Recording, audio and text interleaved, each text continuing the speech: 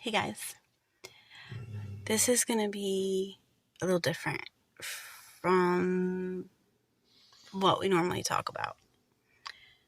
And honestly, I don't know if this is even going to get posted, but I would like to tell you my testimony. Please, if God is not your thing, don't be quick to exit out of this because I don't have it all together. I am a mess, a man-made mess, a sin-made mess. I have screwed up. I have messed up my life. I have lost dearly. But that's not the end of the story. That's the beginning of the story. Today's been just an absolute weird day. Yes, I am flying high on prednisone, which seems to be helping a lot of the physical issues that I deal with. But I woke up after maybe an hour's sleep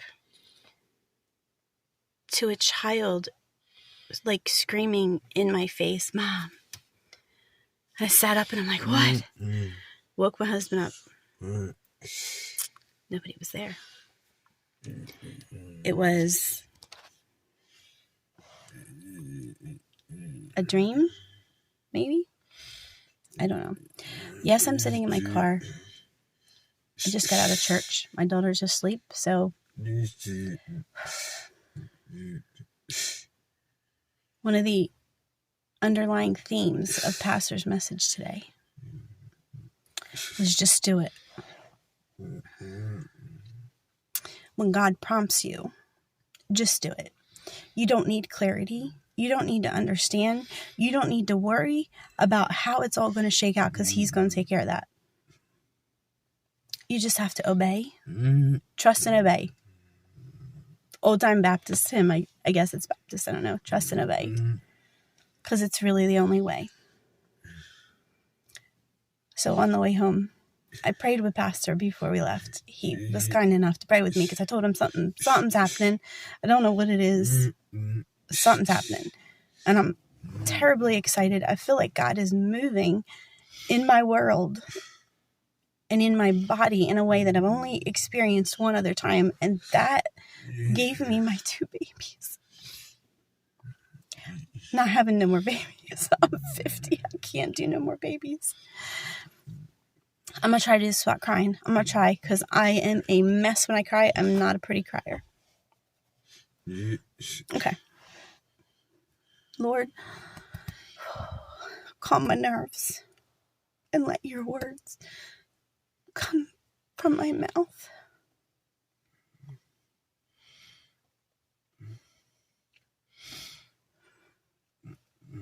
Most people do not know the entirety of my story. There's only one person who really knows the entirety of my story, and that's my husband. And that's only because what started out as just getting together for coffee to discuss something we talked about in class turned into 5 hours of literally pouring our hearts out to each other and getting to know each other on a level that most people will never have the privilege of knowing another person in that way. That was 7 years ago, and 2 babies. And this last little bit of my life has just been such a huge exercise in trusting God with the unknown, because there's a lot that I don't know and that I don't understand, but I trust Him implicitly with my life. Okay. I'm gonna start with my family of origin, because I do have some family of origin trauma that will probably never be resolved. And some of the reasons that those relationships are difficult, maybe we don't even all understand each other's perspective on it. And I am not sharing my testimony to put shame on anybody or blame or anything, because what man intended, what the devil intended for evil, God has made into something incredibly beautiful and precious to me. He has taken the mess of me and somehow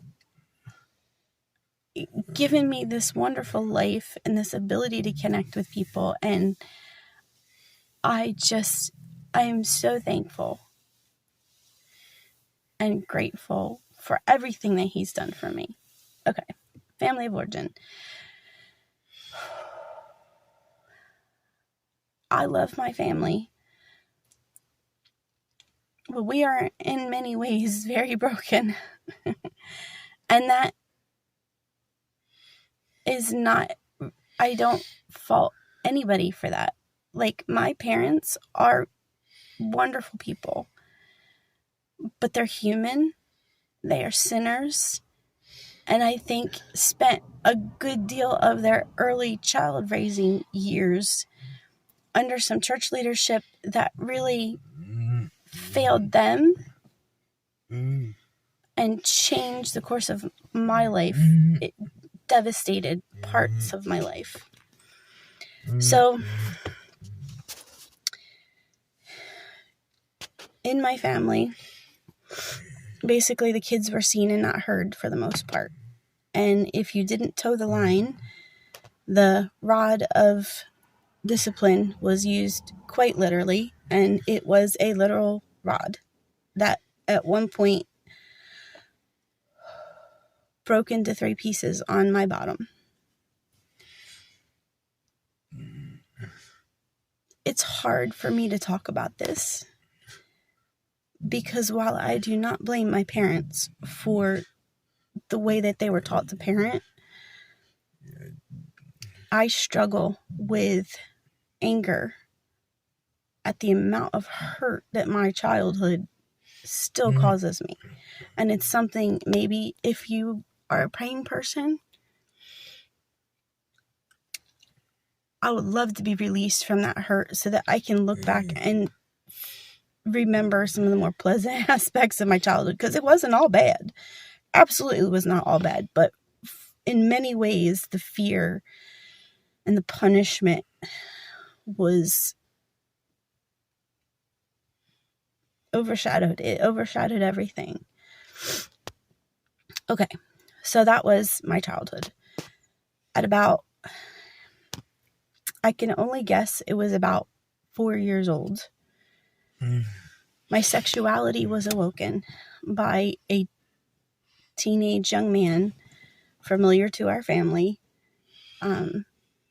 He convinced me to touch parts of his body that I had no business even seeing or even knowing about at that young of an age. I never told anybody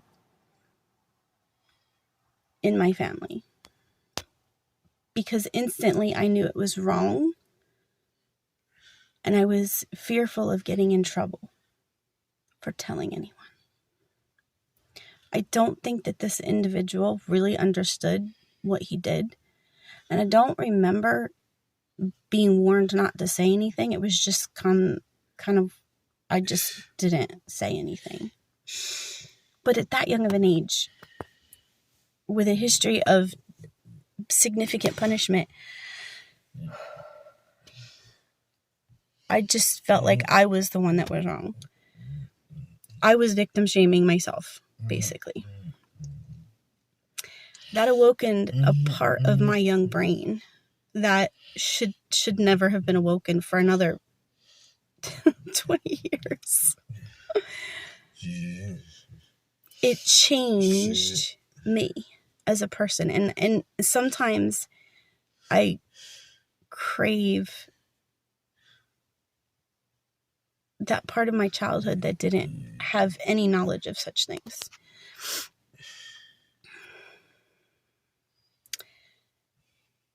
So that's going to be something that I'm sure there's going to be questions, and I really don't want to talk about it any more than that because it's done. That person is forgiven.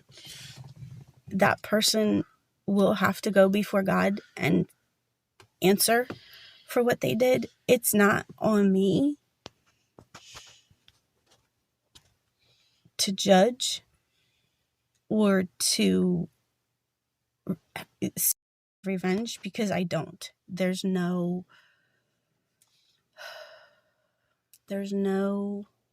reason for me to pursue that, because the damage was done, but it didn't end there. Again, that was just the beginning. Fast forward into my young teenage years. Okay, I may run out of time because she's waking up and she's not happy. Anyway, fast forward to my early teenage years, and another situation occurred in which an older man that I worked with restrained me and forcibly touched me in places that he had no business touching me. And I completely froze, because in my existence up to that point, I had had no voice. And I froze. All I knew was the job that I was there to do, and I was afraid I would get into trouble if I left my post. So instead of running, I hid to where I could still do my job until someone came back. And the problem with that scenario was that I was not believed. And even the ones that did believe me did not want to pursue it legally, because that would have driven me into the court system, and I would have had to talk about this in front of a judge, in front of a jury, and that would probably not have been very beneficial. Sorry, I am trying to hold this because I don't have a way to hold it in the car. My teenage years were awful. Because of these things that I endured, I think it really definitely affected my relationship with my parents. But one thing that I've learned as an adult is that rod of correction, while it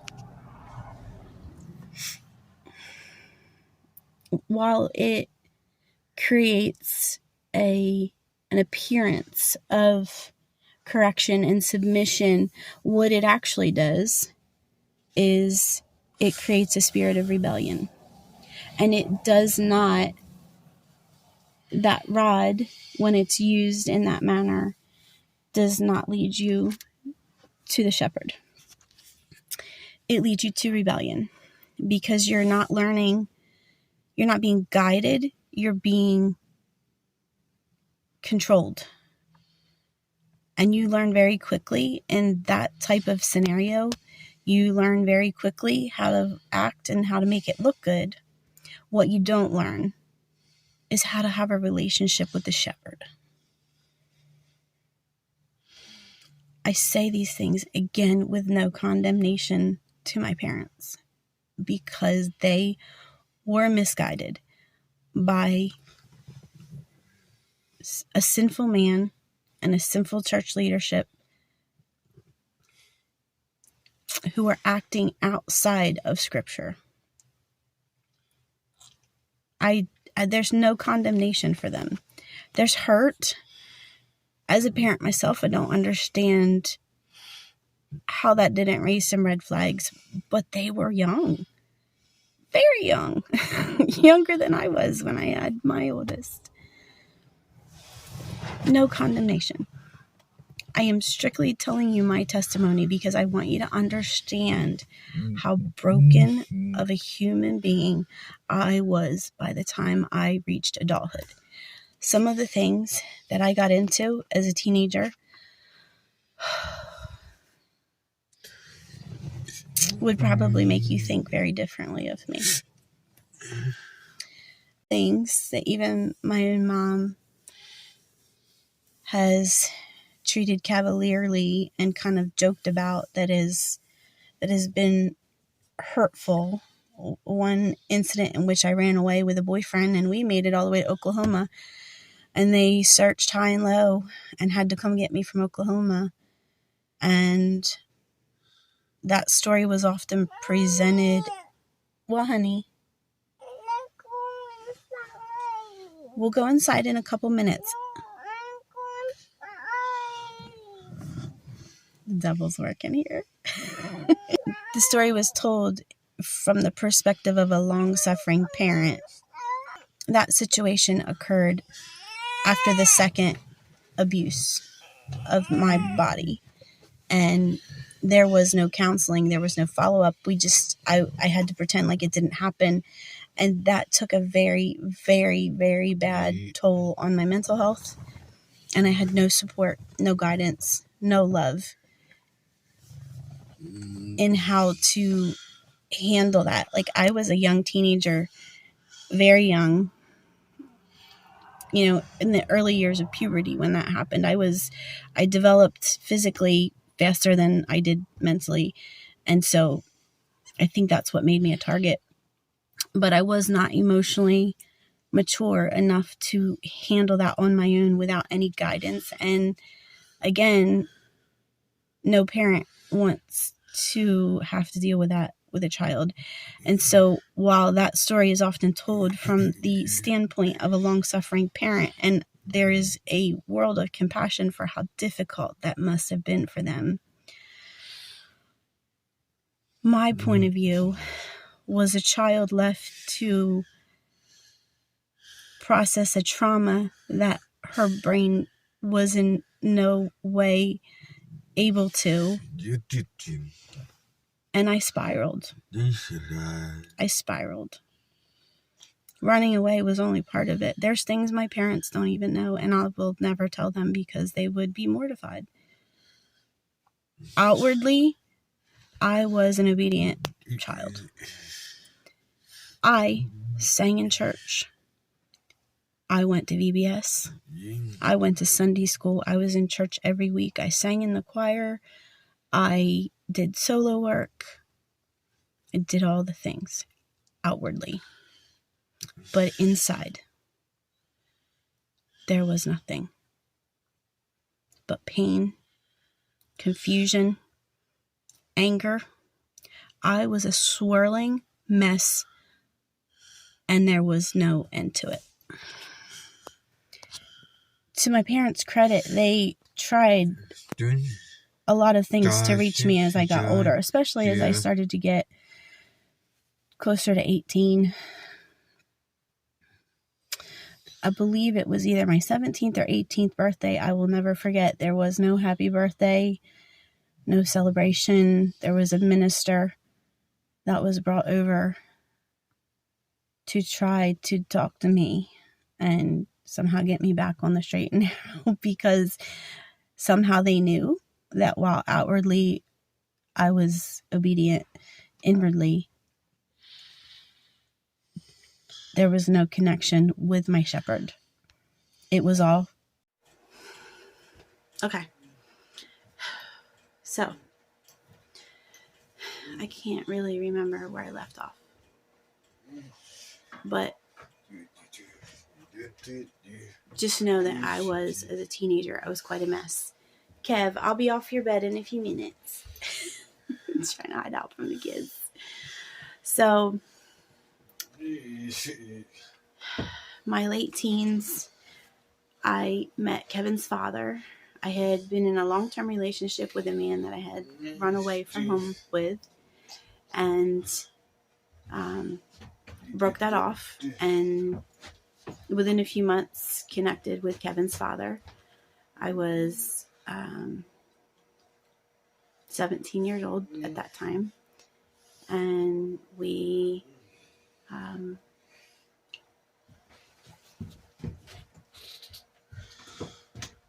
I think pretty quickly we both knew that we wanted to get married. For me, looking back, I did not have the maturity and I did not have the grounding to know that what I really wanted was to get out of my parents' house. I think they knew that, and they tried to warn me, And for that, I'm grateful, and I probably should have listened, but they will tell you, and they are 100% right, that I am very stubborn. I am stubborn. It causes some issues sometimes between me and the man upstairs. But this is who he created me to be. Even though the devil has used men to contort and twist and kind of change me in many ways, I firmly believe, and actually, Pastor said it this morning, we were created for this moment in time. I could have been born to any parents at any time. God chose my parents. Therefore, there is no condemnation because he chose them, knowing that they would struggle in the area of discipline. He chose them to be my parents. And I have pieces of them with me that I recognize frequently. Some of them very funny. Some of them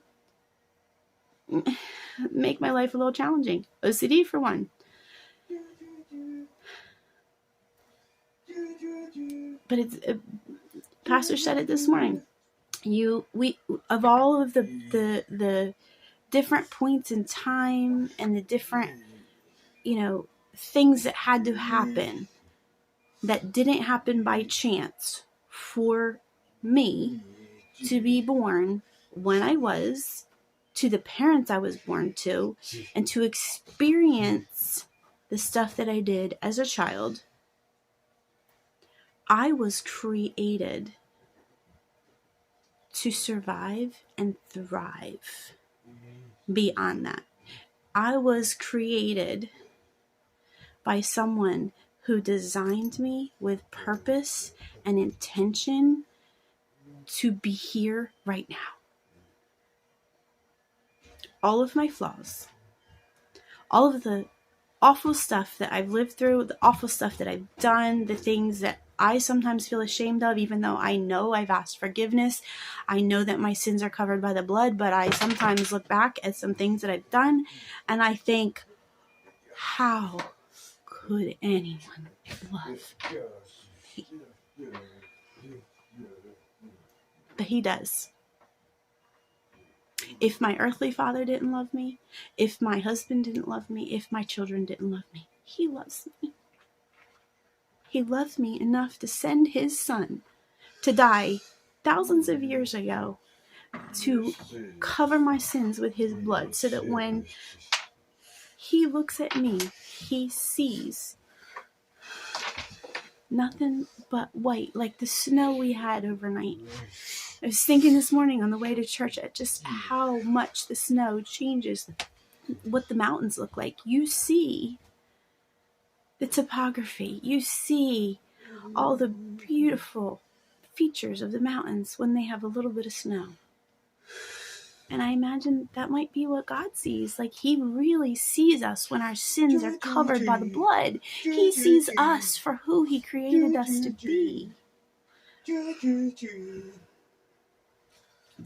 Bunny trail. I'm going with it. Pastor, you said just do it. I'm doing it. My children are going to think I'm nuts. Kevin wants lunch, and he will wait a few minutes. I did get married. I moved out of my parents' house as soon as I turned 18. I stayed somewhere very temporarily, and I got married 2 weeks after I turned 18.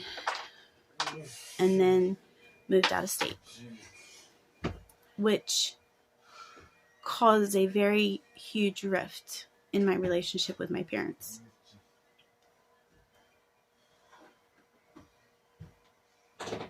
It felt in a lot of ways like I had to earn their love back.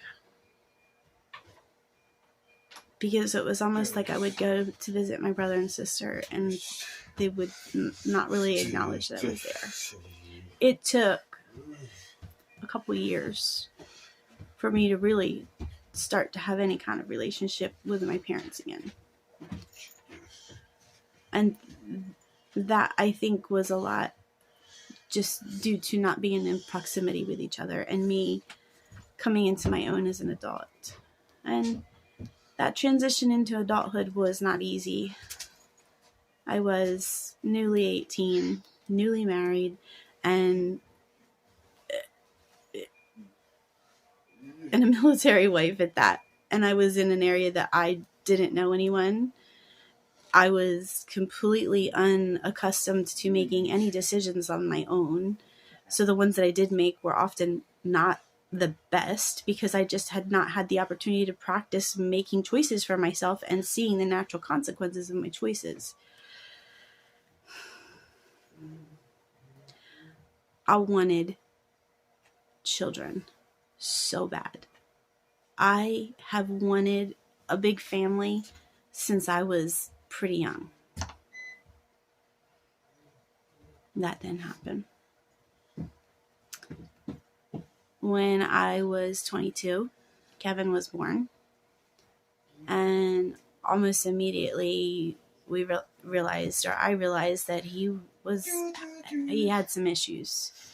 And to this day, we don't know the full extent of why he was created differently. And, what is different about him and why certain things have happened and why certain things have developed as he's gotten older. I can only say that I have done my best to do right by him. And also say that I firmly believe that he too was created with defined purpose and intent to be right here, right now. As stressful as the days may be, dealing with some of his medical issues and just cognitive issues and all of the stuff that I deal with him, he was created to be here, right now. Just like I was created to be right here, right now, with purpose and intention by a creator that loves us and sees us as lily white with all the beautiful complexities that he created us with. After Kev was born, I thought that I was managing okay. And I wanted to try for more babies. What a lot of people didn't know was that I was living in a marriage that was clouded by compulsion issues. I'm not going to say more than that because that's not really my story to tell. I can only say that Kevin's dad and I have a fairly good relationship now. And I know at one point he told me that he would not have done the work that it took to improve himself if I had not left him. I did leave. I left in 2008, 2007. And I think when our divorce was finalized, we would have been married 15 years. It was close to it. And he told me one time, you stayed 10 years too long. Because, again, I'm stubborn. And I thought it would work out.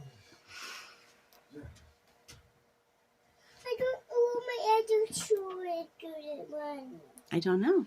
Look under the bed, maybe. I thought it would work out. I didn't have faith that it would work out. I didn't trust God with that part of my life. I still, at that point, had not truly come into relationship with my shepherd. It was still a fear-based relationship that was very much the parent-child relationship that I grew up with. I correlated my Heavenly Father to that fear of punishment. I don't believe that any child should maintain a relationship with someone that they are afraid of. Just like we as humans cannot fully embrace that relationship with our Lord and Savior if we're doing it out of fear and if we're having to work for it. because that relationship exists solely because he chose to create us. We didn't do anything to deserve that relationship. We can't do anything to deserve that relationship. That relationship is a gift that was given freely. The problem is so many of us just don't know how to accept a gift. Think about it. When somebody gives you a gift, if you don't have anything to give back, it's awkward. It feels weird. It makes your body feel just off. Like, oh, I forgot to get a gift. But this person thought enough about me to give me a gift. But here's the thing about God. We don't have to give him anything to deserve this relationship with him. Hey, Mama.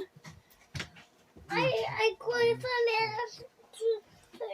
Well, you look great with one unicorn shoe and one princess shoe. That looks beautiful. What's the matter?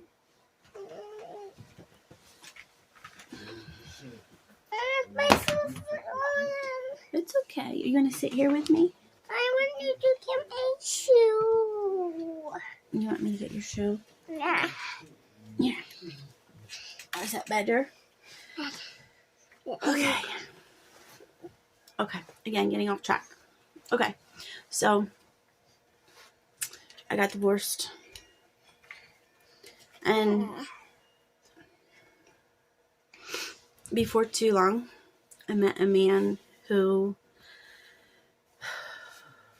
by all accounts, he and I didn't jive.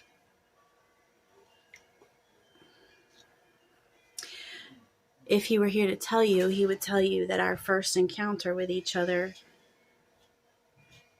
I was like an angel.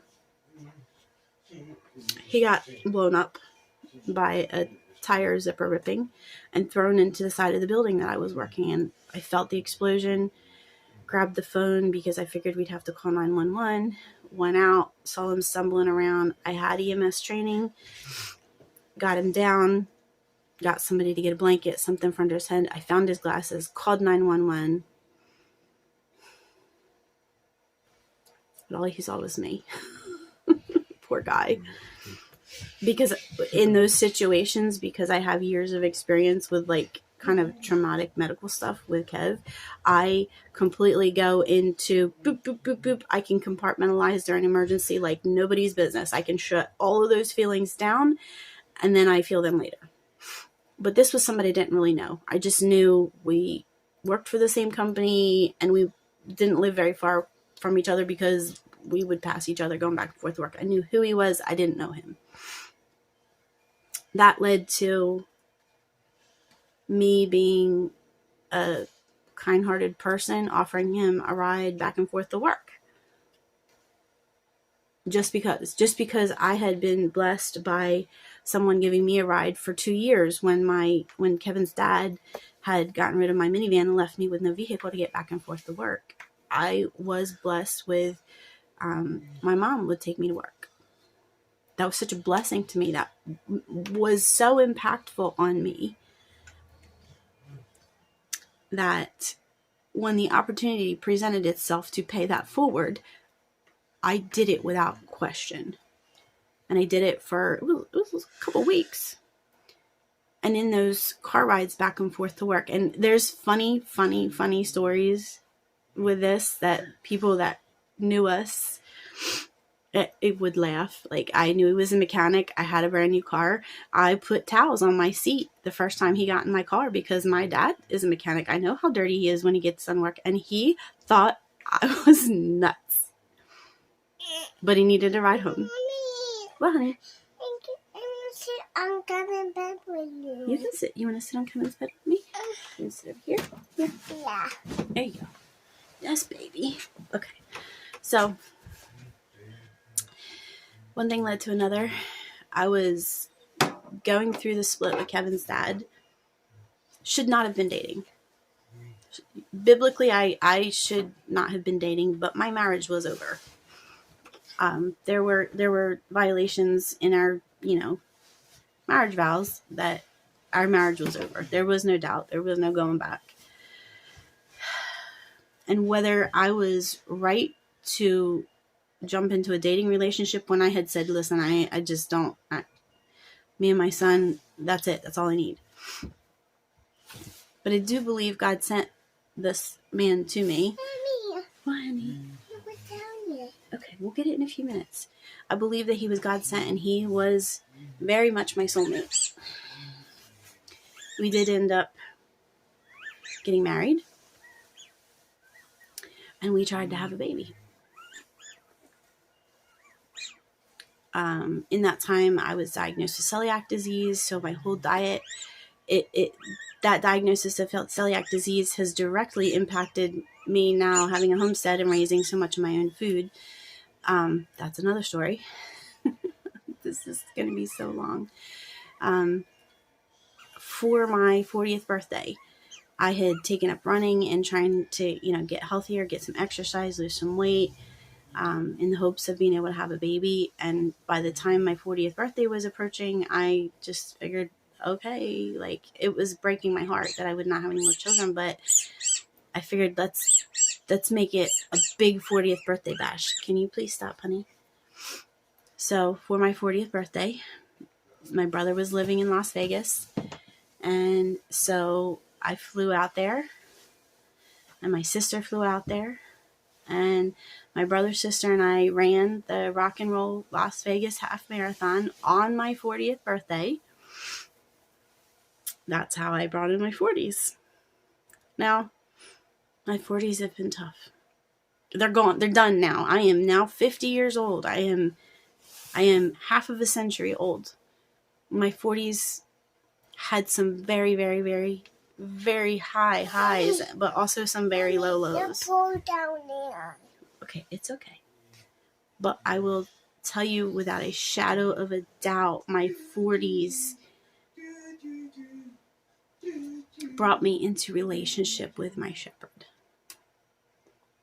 I had to be broken in ways that I can't even put words to.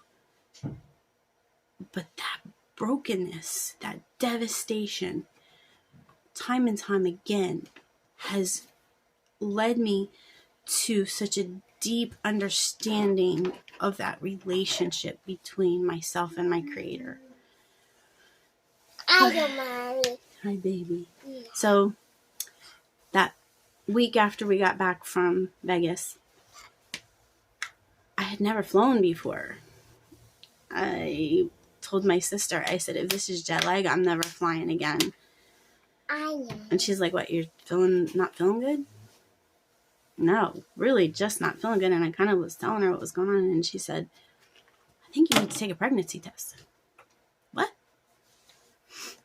We had gone through fertility treatments. The fertility doctor said that I just was not going to be able to get pregnant or carry a baby because my hormones were all over the place. Nothing was working like it was supposed to. We tried. We had 4 failed artificial inseminations. Not one pregnancy. Took a pregnancy test. Right away. Pregnant. It's a miracle. We waited. We hit that 12-week mark. Worked with my sister, planned a big gender reveal. I'll never forget when we opened the box, the balloon that came up was black, and instantly I had just some fear. Why black? Had the gender reveal, found out it was going to be a little boy. A couple days later, I woke up in the middle of the night in tremendous pain with what I thought was a ruptured ovarian cyst, which is not unheard of during pregnancy, but they hurt. So I called my parents because my husband was on an away trip. He was an over-the-road truck driver at that time. I put my Okay. Why don't you go out there and see? Did you eat your candy canes? I did. Okay. Can you be quiet while Mama's talking? I can. Okay, thank you. So called my dad, my parents. My dad came, and I had, packed Kev's lunch, got all of his stuff ready for school so my dad could just get him up and get him on the bus, because I figured I would go get checked out and then be sent home. Drove myself to the hospital. At this point, I was 14 weeks pregnant. Sissy, please stop. And by the time I got to the hospital, I was very diaphoretic. I was not in very good shape. And so they hustled me back to a room. The pain was pretty intense. They actually gave me morphine, and I have very little recollection of much of the next 24 hours. I have some videos. They actually took me, and they did admit me because they weren't sure what was going on. They thought maybe a kidney infection. Sis, please stop. Long story short, in the middle of the night, February 4th, my son was born so rapidly there was just no warning. My water broke. I made it into the bathroom, and he was born right there. And I remember hearing somebody scream and thinking, who's screaming? And it took me a while to realize I was screaming. I was out of my mind. That broke me. That broke me, and then it kept breaking me, and it still breaks me. This time of year is generally very hard for me because I know that anniversary date is coming. It still has some grip on me, as it probably should, because grief is really, truly the price you pay for loving someone. That sweet little boy lived for almost 2 hours. I say lived, but he couldn't open his eyes. The only way that we knew he was still alive was we could actually see his heart beating through his chest. And we just held him until we couldn't see it anymore. And the nurses checked, and he was gone.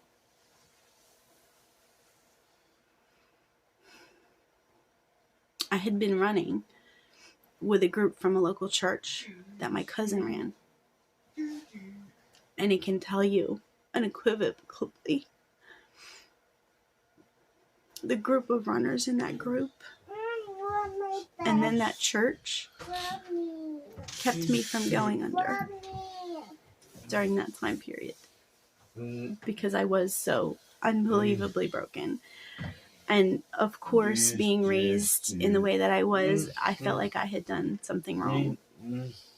Go ahead. You can go get on your tablet. You're fine.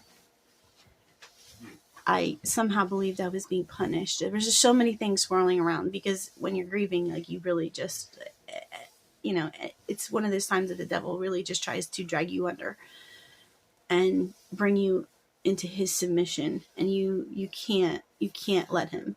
What you need to remember, and I will never forget my cousin Jen, she's like my second cousin, but we are pretty tight. She said, Ginger, God never wastes our pain. He just never does. And in that period in my life, I got to experience all things working together. My brain is completely going blank. I know the verse, I can see it. I just can't get it out of my mouth. I got to actually live that, because I shared on social media a picture of my Benjamin's entire hand fitting on my thumb, because I thought it was so beautiful. And I knew that the pictures of him were not ones that most people would want to see, but that one was so beautiful. And I was so struck at that time by how perfectly he was designed. His body was already perfect, and I got to see a glimpse of creation in process. I got to see a glimpse of that design process, and that I thought was just so beautiful. And I shared that picture, and it was months later, I got a call at work from somebody that an acquaintance. We're much friendlier now, but at the time she was an acquaintance, and she said, I have to tell you a story. Without going into details, because again, it's not my story. She was looking at that picture and reading what I wrote, and someone looked over her shoulder and saw my baby's hand. She had found herself with a pregnancy that was very inconvenient, and she was scheduled for an abortion. Not because that's what she wanted, but that's what she thought she had to do.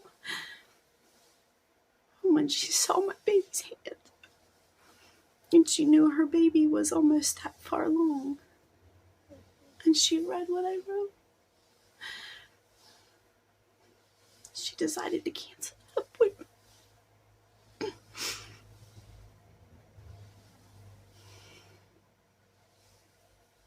God is so good, even in our brokenness.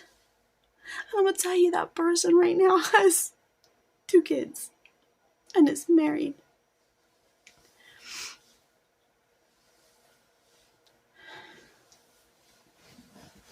I got to see, God gave me that glimpse.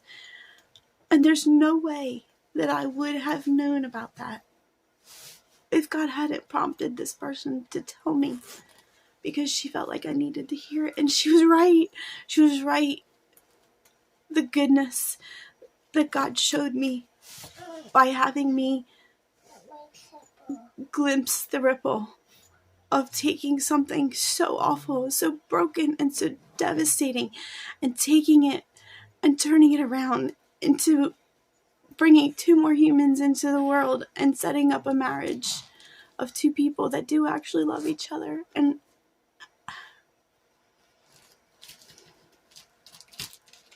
God loved me enough to give me a glimpse of how my brokenness could be turned around into something beautiful. And man, if that does not light you up for God, I don't know what will.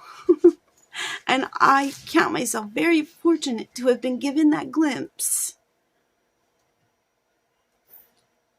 because it just changed me. It changed me. It changed me in how I view pain. It changed me in how I view grief. All of it.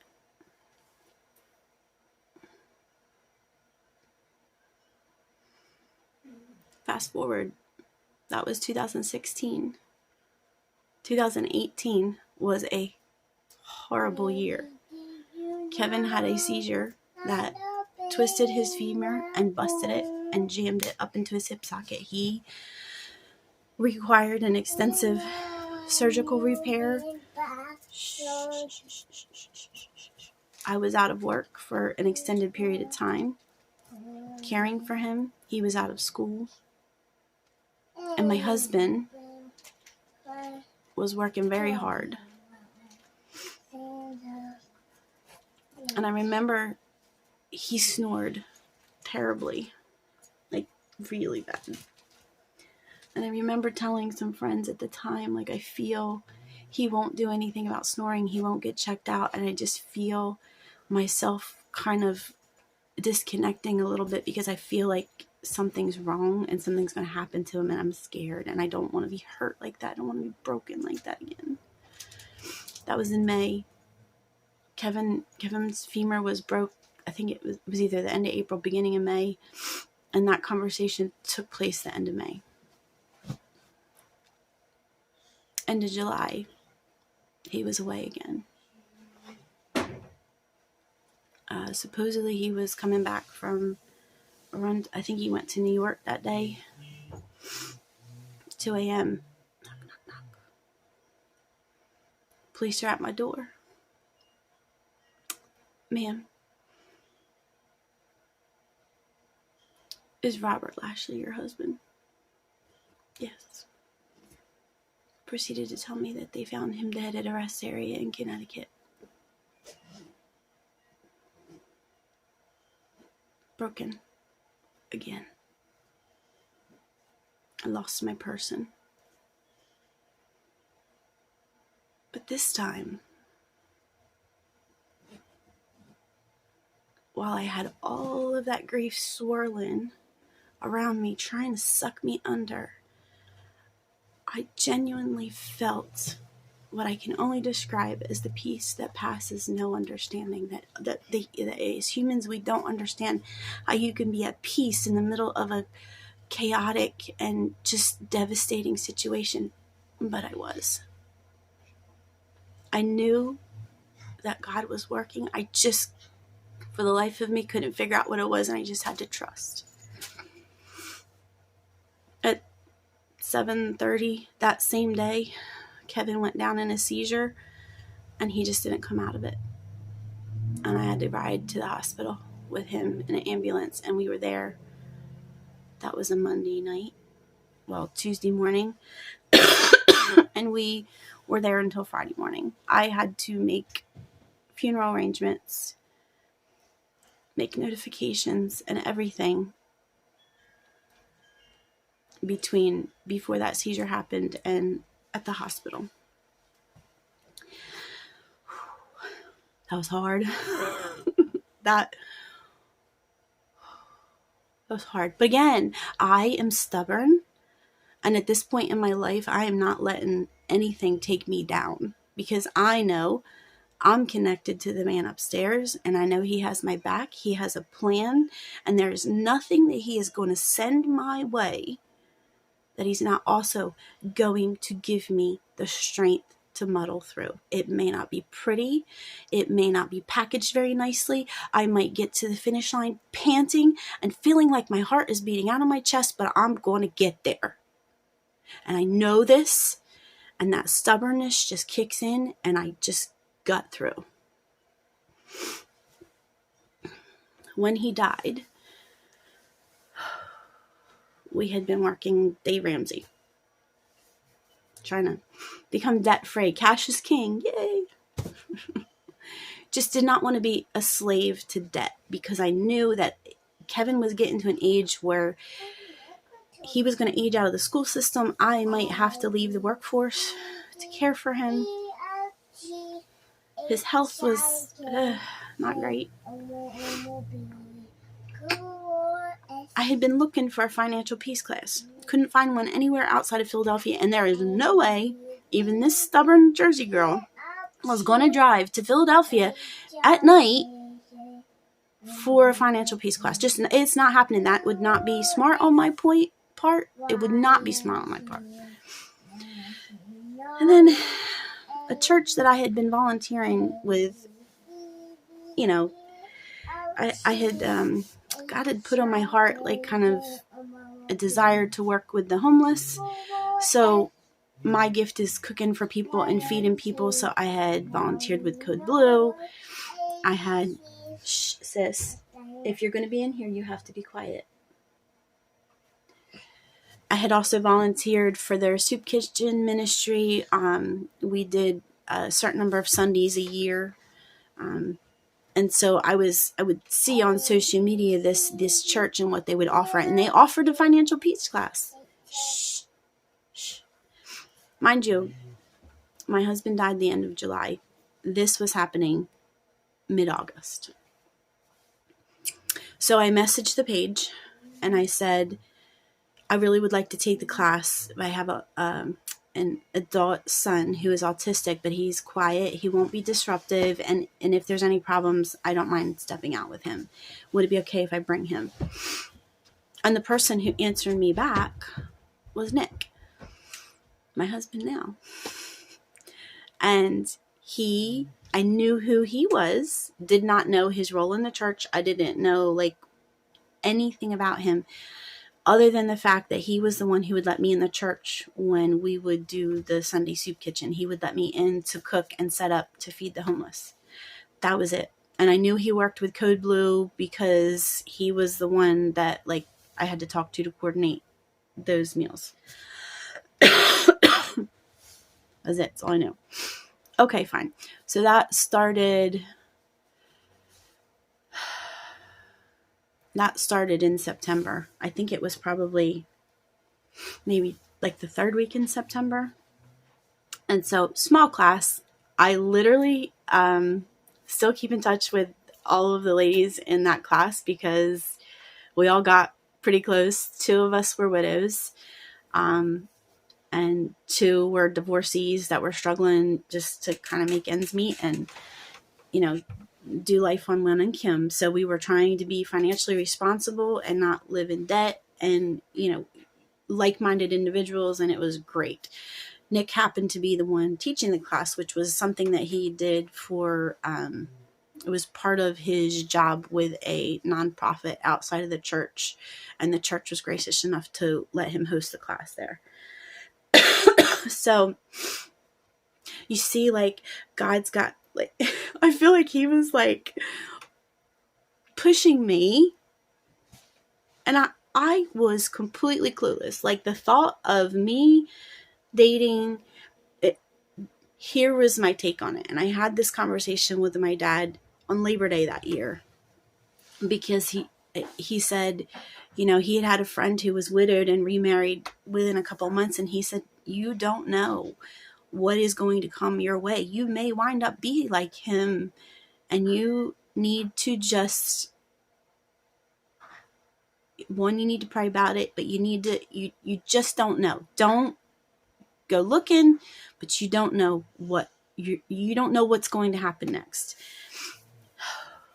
And prayerfully, I had been having conversations with God, and I just seriously had this kind of knowledge, if you will, that I was not meant to walk through the rest of my journey alone because of the amount of responsibility that he gave me with the home that I had and with Kevin and with providing. I just had this knowledge that was not something that I was intended to do alone, and that he had a plan, and I just needed to live my life, and he would make that known to me. And again, this is part of that process of learning to trust. Just trust. Pastor said this morning, we don't need clarity. We don't need to know the plan. We just need to trust and do what he's prompting us to do. And that's what I did. I was living my life. I had to settle the estate, which there was not much to it. It was not fun because it was sad, but there wasn't much to it because he didn't own anything. Everything was in my name because he had terrible credit. What we were working on, so we could do better. About maybe 3 weeks into class, we had a topic that we talked about in class, and I kind of like, okay, you have to know me. Like, I was a very good student in school, and I love doing extra credit. So I show up with the class with my laptop and my spreadsheets that I've designed to project my debt payoff and how much I can pay each paycheck, like budgeting, like, and I'm sharing this with the class and, sharing tidbits that I've learned along my journey on my own. So about three-ish weeks into class, Nick starts texting me, and he's like, I just had some questions about y'all. He wanted to talk to me. He thought I was cute. And he was just coming up with an excuse. You ask him and he will tell you. He just wanted to talk to me. He wanted to get to know me better. More so than we could do in class. So we kind of had texted back and forth for, it was a little bit, maybe about a week, 10 days. And I said, why don't we get together for coffee or something? Not thinking. I was not thinking because our conversations were just very friendly, talking about class. Just it was very, I wasn't thinking. And I hadn't dated for so long. I didn't even think about how that might have come off. Well, he apparently thought it was a date. I just figured, why don't we get coffee? Like, I had an event to do at my church, and Okay. So was kind of later in the day, and I said, well, let's just grab dinner. So we went to this restaurant, and of course I had Kevin with me because it was just me and him. So he did everything I did. Again, I wasn't thinking it was a date. It didn't matter if he was there because it was just, we were just talking about stuff. Well, that dinner lasted over 5 hours. And when I tell you that we poured out our hearts and we talked through anything and everything that we could possibly, I've never known another human being to be so eager to know me, but also to be known. Most people are not built like that. Most people don't enter relationships like that. And while at the time I wasn't thinking about entering a relationship with him, I realized that this was somebody that I definitely wanted to be friends with. I wanted this person in my life because we thought very similarly on just about everything. We so much did not know that it was a date that when he walked me out to my car, I got a Duggar hug. And it is a joke to this day. He wanted to kiss me, but he just thought that would not fly. And so I got a Duggar hug, side hug. And it was funny because that day going there, I kind of just had like an uneasy feeling like, oh, what is going on? Like, is this okay? Like a little, like Satan was getting in my head. And no less than 3 songs came on K-Love, rebuking fear. So God was speaking to me even through that. I'm going to pause here and I'm going to just tell you that when I was prayerfully in conversation with God about the next steps, I tried to make a deal with God. And I said, Lord, if you have somebody for me, I need you to know that I am not going to go looking for someone. You're going to have to make this so unbearably clear that I can't avoid it. But I have some criteria that are really important to me in a potential partner. 1, he has to love you. He has to be a man of God. He has to be a believer. 2, he has to be good with money because been there, done that. I don't want to live in debt. And 3, I have to meet him in church. Keep this in mind. Maybe I should have clarified what church, but I did not. And there is some comedy in that detail that I left out that was exploited. Not exploited, but God has a sense of humor. If you haven't learned that by now, you're missing out. Because it is very comical. Anyway, 5 hour long. So we kind of both left there like, what was that date? Well, we did get to together for coffee the next day. We were going to go to dinner again. This time, for some reason, I didn't have Kevin with me, and I don't remember why. I don't know if he was with his dad. I don't remember. I had a day off, basically. And so we went to coffee, and I will never forget, he called me his girlfriend when he brought me my coffee. And I said, oh, is that what I am? And we just never skipped a beat. That was it. I was his girlfriend from that point on. Now, you have to know something about us. When we knew so little about each other when we started this class, I didn't know how old he was. It didn't really matter. He was a teacher and he was teaching the class. I thought, because his mom was in the class, I thought he was about 35. And he thought the same thing about me. I was not 35 and neither was he. At the time, he was 26 and I was 42. Do the math. 42? Yeah, something like that. 42, 43. Yeah. Significant age difference. But I will be honest when I tell you that he is an 80-year-old man in a 30-something-year-old body. He is a very old soul. It's not a bad thing. Okay. So, I think it was like October 15th was our first date. And in there, I flew out to surprise my brother in Missouri. And I, without any prep, walked a half marathon with my cousin Jen. While Jen and Paul ran. That was a fun trip. Missed Nick tremendously while I was there. We talked so much it got on Jen's nerves, I'm sure. Came back and I had tickets to go see Big Daddy Weave. which it's so funny that I'm being prompted to share my testimony, and we did one of Big Daddy Beeb's songs this morning at church. So, like, again, the pieces all fit together. God has a sense of humor. I was on the front row. Hi, buddy. You coming in? You want me to clean your glasses, huh? I'm on the front row with my cousin, another cousin. She upgraded us to front row, and that was just such a blessing. But I am singing my heart out, praising, and I had an experience. When I tell you, I saw Isaiah and Aggie, and in an instant, I knew that was Nick and our children. And I had just like an amount of energy course through my body that I don't know. It's the same energy that's coursing through my body today. And then I wasn't on prednisone. So maybe it's the same, maybe it's not. I don't know, but I'm being prompted to do this, so I'm doing it. Got out of there as fast as I could. Went over to the gas station, picked up my phone and called Nick, and I said, listen, we've been talking. By now, you know I might be a little bit crazy, but now you're really going to think I'm crazy.